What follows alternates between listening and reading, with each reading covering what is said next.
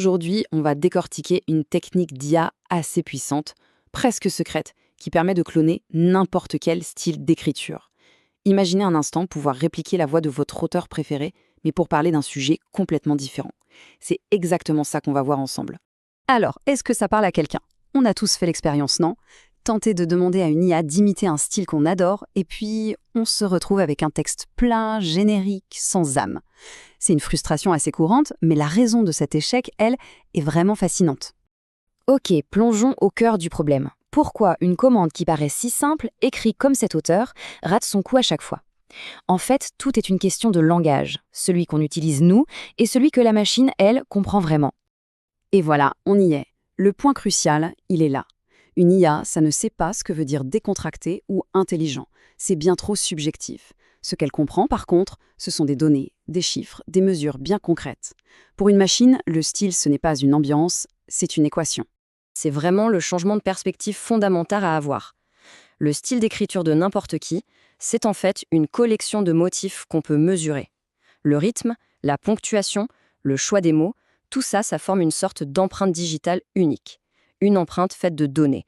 Bon d'accord, le style, c'est de la donnée. Mais comment on fait pour transformer cette idée en un outil qu'on peut vraiment utiliser?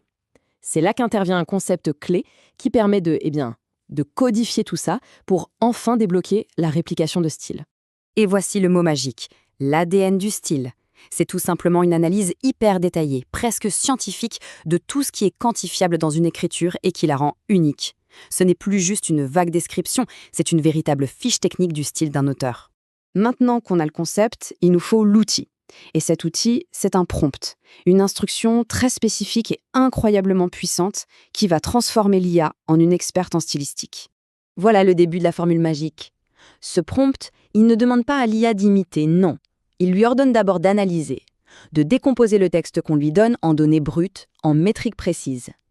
L'IA ne joue plus à l'écrivain, elle enfile la blouse de l'analyste de laboratoire. Et voilà le genre de résultat qu'on obtient. C'est ça qui est fascinant. Ça rend le concept d'ADN du style super concret. On peut littéralement voir la structure invisible du texte. La plupart des auteurs, ils n'ont même pas conscience de ces chiffres. Ils écrivent, c'est tout. L'IA, elle révèle le squelette caché. Mais le truc qui rend cette technique vraiment révolutionnaire, c'est un détail souvent oublié.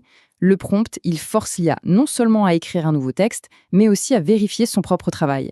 Elle doit comparer son imitation à l'ADN de base et afficher un pourcentage de précision pour chaque critère. C'est un contrôle qualité qui est directement intégré. D'accord. Passons à la pratique. Comment est-ce qu'on utilise concrètement cette technique? On va voir ça avec un guide tout simple, étape par étape, pour cloner à peu près n'importe quel style d'écriture. Et le plus surprenant dans tout ça, c'est que même si la méthode est hyper puissante, elle est en fait accessible à n'importe qui. Pas besoin d'être un pro de l'IA, il suffit juste de suivre la recette. Alors, le processus, c'est simple comme bonjour. Étape 1, on donne un bon échantillon de texte à la machine. Étape 2, on lance l'analyse pour qu'elle en extrait le fameux ADN stylistique. Et enfin, l'étape 3, le test ultime, on demande à l'IA d'appliquer ce style à un sujet totalement nouveau. Si la voix est reconnaissable, eh bien, c'est que le clonage a réussi. Maintenant, la question à 1 million. À quoi ça sert tout ça? Au-delà de l'exercice de style, quelles sont les applications concrètes de cette nouvelle compétence? Les possibilités sont vraiment énormes. On peut écrire pour un client en adoptant parfaitement sa voix. On peut adapter son style pour coller à n'importe quelle publication. On peut même s'en servir pour garder sa propre voix quand on a une panne d'inspiration. Mais c'est aussi un outil d'apprentissage génial. En clonant différents auteurs, on finit par comprendre la mécanique derrière la magie de leur écriture. Et c'est là que ça devient vraiment intéressant. Cette technique, ce n'est pas un truc réservé à une élite. L'outil est accessible à tout le monde. Mais voilà, quasiment personne ne connaît son existence ou sa véritable puissance. C'est un vrai secret de polichinelle. On va finir sur une petite réflexion. Cette capacité à répliquer une voix à la perfection, ça soulève quand même des questions assez fascinantes. Est-ce qu'on a là l'outil ultime pour les écrivains, une sorte d'assistant qui offre une flexibilité de style sans précédent? Ou est-ce qu'on ouvre la porte à une forme de contrefaçon parfaite, où l'authenticité va devenir de plus en plus dure à discerner? La question, elle, reste ouverte.